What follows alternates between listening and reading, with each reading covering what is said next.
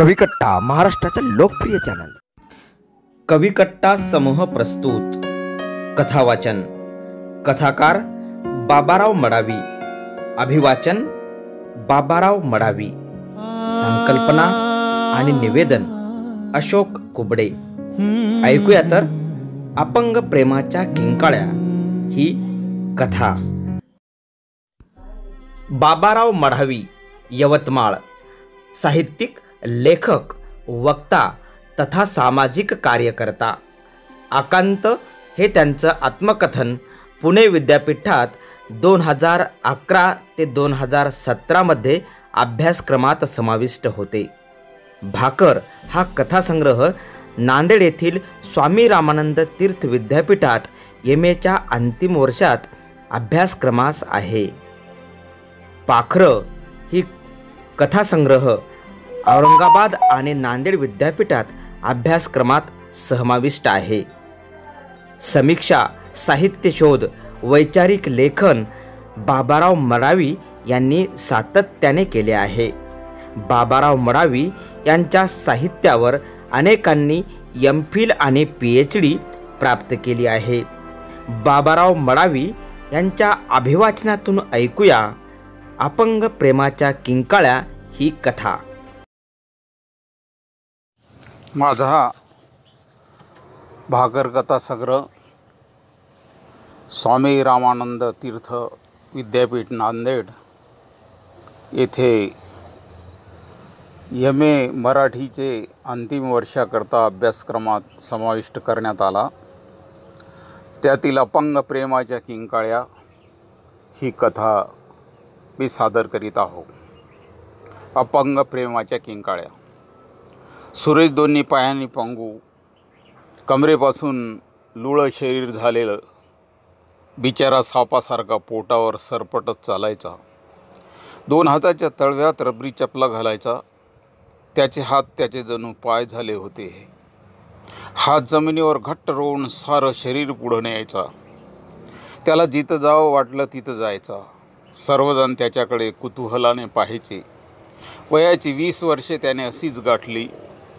करपलेल्या आयुष्यातून बालपण निसटलं. तारुण्याचे क्षण त्याच्या चेहऱ्यावर उमटले. बागेतलं फूल पूर्णपणे फुलावं तसं त्याचं तारुण्य फुललं. पण आजूबाजूच्या कळ्या करपल्या.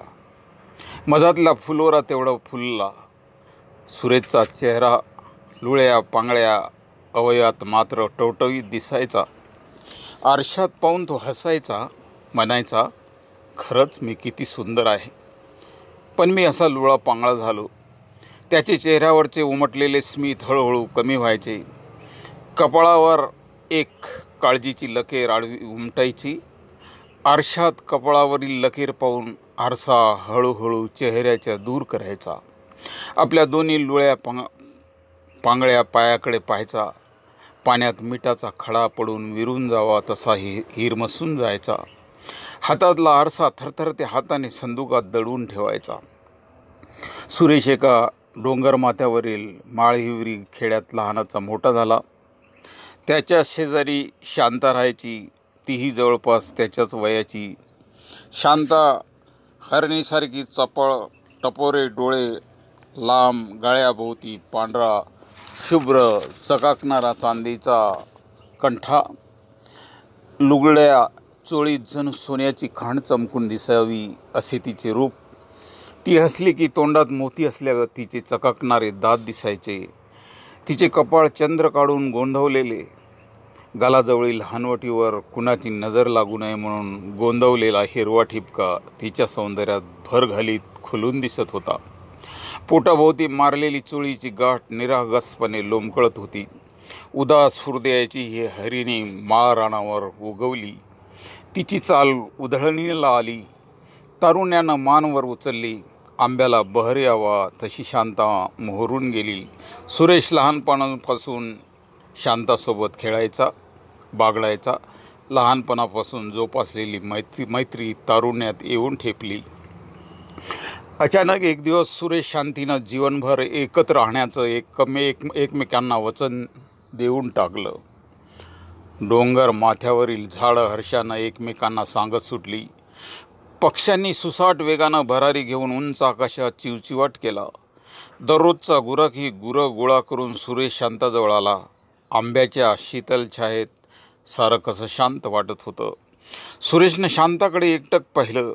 त्यानं तिच्या डोळ्यात आपली प्रतिमा पाहिली आणि हळूच म्हणाला, शांता, मी अपंग आहे.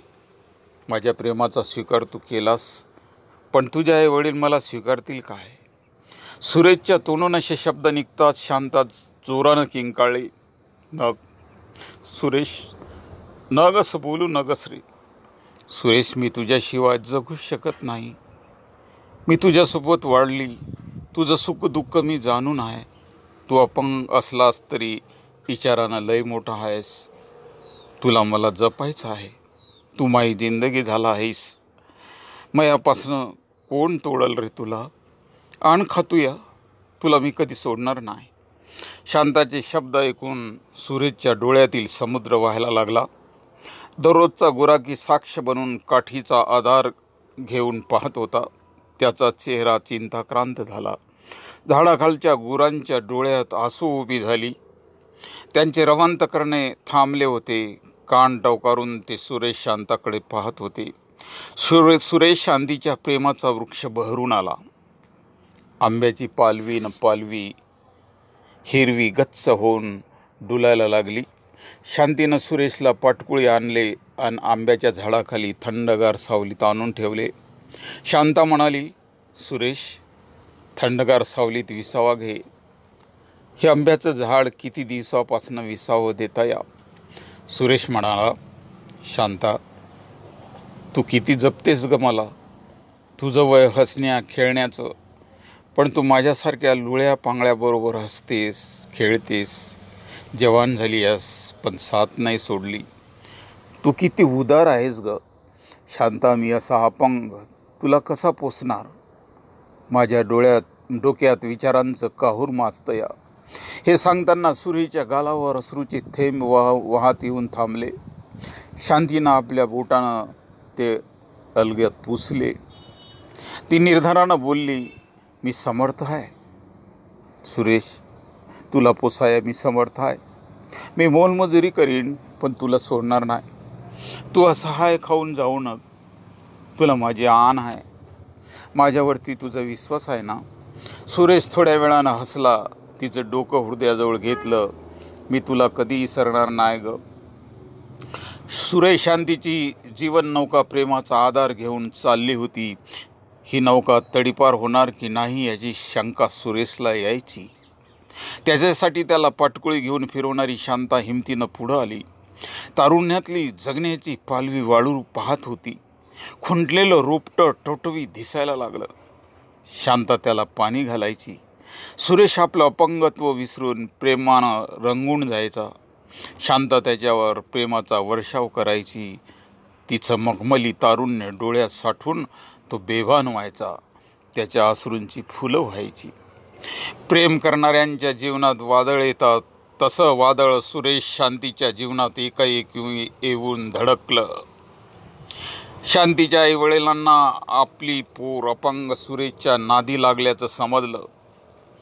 आपल्या सोन्यासारख्या मुलीनं लुळ्या पांगळ्या पोरावर प्रेम करावं ही कल्पनाच त्यांना सुन्न करून गेली.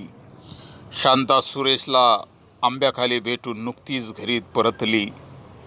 तिचे वडील संभा लालबुंद झाला. शांताची तो वाटच पाहत होता. कुठं गेली होतीस? सुरेशला भेटाया. तुला लाज वाटाया पाहिजे. त्या अपंगासोबत प्रेम करायला लागलीस. तो अपंग आहे म्हणून काय झालं रे बा? तिला बी काळीच आहे. थोबाळवर करून बोलतीयास हलकट कारठी. लहानपणी मेली असती तर खड्ड्यात गाळून टाकली असती. काळीमा फसला आहे. आपल्याला सगळे जण फिदी फिदी हसतात म्हणत्यात संभाच्या पोरीला लुळं पांगळं पोरं नुपर गेलं या. बा असं बोलू नगर. तुला तुझ्या लेखीची आण आहे. मला सुरेशपासून तोडू नक. त्याच्या अपंगपणाचा थोडा तरी विचार कर. त्याच्यापासून मला तोडलं तर तिला कोण जन्मभर सांभाळ करील? तिला कोण समजून घेईल? तो लई चांगला आहे रे बाबा, त्याला कोण दुसरं मुलगी देणार र. माझ्या सुरेशला माझ्यापासून तोडू नका, हात सोडतो, भीक मागतो, वाटलं तर मला नेवा या जन्मभर येऊ नक. ती गयावया करीत होती, रडून रडून थकली, तिच्या डोळ्यातील समुद्र पार आटून गेला. तिला सुरेशला भेटण्याची मनाई करण्यात आली. काळाची गतिमान चाकं एकाएकी थांबली. सुरेशच्या हृदयावर एक जबरदस्त जखम झाली. शांताच्या आईवडिलांनी तिला धमकी दिली, तू त्या अपंग पुरासोबत लग्न केलेस तर आम्ही विष पिऊन मरू. तिचा नाईलाज झाला. प्रचंड ज्वालामुखी सारे उद्ध्वस्त व्हावे तशी तिची स्थिती झाली. जबरदस्तीने शांताचे लग्न दुसऱ्याशी ठरविण्यात आले. सुरेशला हे सारं कळलं. तो ढड्ढसा रडायला लागला. आपल्या अपंग शरीरावरून त्यानं नजर फिरवली. लुळ्या पायावर अश्रूंचे थेंब पटापट पडले. शांता, नग, मला तोडू नग. सुरेश मुळमुळू रडत होता. सुरेश हताश झाला. त्याला एकटंपण जाणवायला लागलं. त्याचं अपंगत्व त्याला खायला उठलं. एकटाच आंब्याखाली उदासवाना पडून राहायचा. दररोजचा गुराखी कळप घेऊन झाडाखाली यायचा, पण त्यालाही उदास वाटायचं. गुरं एकमेकाकडं माना टाकीत टवकारून पाहायची. त्यांना शांता कुठंच दिसत नव्हती. तिच्या बांगड्याचा आवाज गायब झाला होता. पायातल्या घुंगराचा आवाज येत नव्हता. तिचा कोमल हात पाठीवरनं फिरत नव्हता. गुरंढोरं डोळ्यात आसू आणून आठवण काढीत होती, हंबरडा फोडीत होती. त्यांचा हंबरडा पाहून सुरेश जास्तच कासावीस होत होता. झाडाच्या सावलीतही त्याला दरदरून घाम यायचा. त्याचे हास्य लुटल्या गेले. शांताचे लग्न एका श्रीमंत मुलाशी झाले. ती दिसायला सौंदर्याची जणू खाण. ती सुखी कुटुंबात पडली. शांता आपल्या सासरवरून पहिल्यांदाच घरी आली. तिचं रूप पालटून गेलेलं होतं. सोन्या नाण्यानं मडून गेली. पिवळ्या सोन्यात पिवळी काया नटून सजून ल्यालेली. तारुण्य ओसंडलेलं, पण तिचा चेहरा मात्र कोमजलेला. फुलं सुकून जावं व पाकळ्या मिटाव्या तशी तिची अवस्था झाली.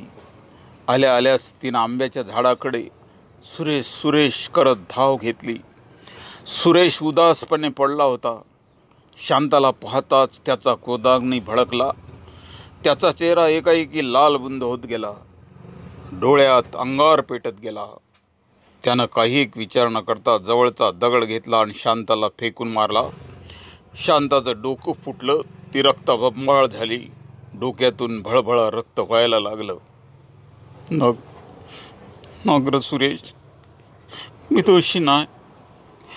तुझ्यापासून मला जबरदस्तीनं तोडलं. धोकेबाज, बेईमान, मी अपंग आहो म्हणून दुसऱ्यासोबत गेलीस. कशाला शपथा घेतल्या होत्यास? शांतानं आपला रक्तबंबाळ माथा सुरेशच्या हृदयाजवळ टेकवला. सुरेशचा शर्ट रक्तानं माखला. सुरेश, तुझं कसं होईल र? सुरेशही आता मुळमुळ रडायला लागला. त्याचे अश्रू शांताच्या लाल रक्तात मिसळत होते. थोड्याच वेळा सुरेश शांताला म्हणाला, जा शांता, तू माझ्यापासून दूर जा. तू आता लगीन झालेली बाई आहेस. तुझ्या प्रेमास घेऊन जगतूया. मला आता कोण बी मुलगी देणार नाही. तुझं प्रेमच आता साथीला आहे. ज्या क्षणी तुझं पवित्र प्रेम माझ्या डोळ्यामोर नसेल त्यावेळेला मी ह्या जगात नसेल असं तू समज. तू किती सुंदर दिसतीयस ग ह्या सौभाग्यपणात. ह्या सौभाग्याचं रक्षण कर. शांता थोड्या वेळानं निघून गेली. तिच्या पाठमोऱ्या आकृतीकडे सुरेश एकसारखा पाहतच राहिला. सुरेशच्या डोळ्यासमोर शांताचा पूर्वजीवनपट दररोज सरकतो. प्रत्येक दिवशीचा सूर्य शांताची आठवण घेऊन उगवतो. त्याच्या कानावर शांताचा आवाज आदळतो, सुरेश, तुझं कसं होईल र? त्या आवाजाचाच त्याला आधार वाटतो. तो वेड्यासारखा वारंवार संदुकातून तिचा कागदात गुंडाळलेला फोटो काढतो आणि टक लावून एकसारखा पाहत राहतो. काय सुंदर दिसत्या म्हणून हळूहळू तोंडातल्या तोंडात फुटफुटतो. पुढचा शब्द त्याच्या ओठावर उमटतो. शांता माझ्या जीवनात नाही तर काय बी नाही. हताश होऊन आंब्याकडे दोन्ही हातानं सरपटत आंब्याखाली जाऊन बसतो. दिवस कधी मावळतीला आला हे त्याला कधी कळत नाही. आंब्याच्या बुडावर सुरेश शांता अशा कोरलेल्या शब्दावर सूर्य बुडतीला निघाल्याने अंधार पडतो. सुरेश डोळ्यात प्रकाश आणून त्याकडे पाहतच राहतो. सूर्य डोंगर माथ्यावर आपली लाल भडक आग सोडून गायब होतो. तेव्हा सुरेश झाडाखालून घराकडे परत येतो. त्याला भेटायला जड पावलानं आंब्याखालची गुरं घराकडं जायला निघतात. दिवसभर तो शांताची वाट पाहतो, पण ती आता कशी येणार? सुरेश शांता शांता असं एकांतात जोरानं ओरडतो. अपंग प्रेमाच्या किंकाळ्या पहाडाला छेदून जातात. त्याचा प्रतिध्वनी वारंवार उमटतो.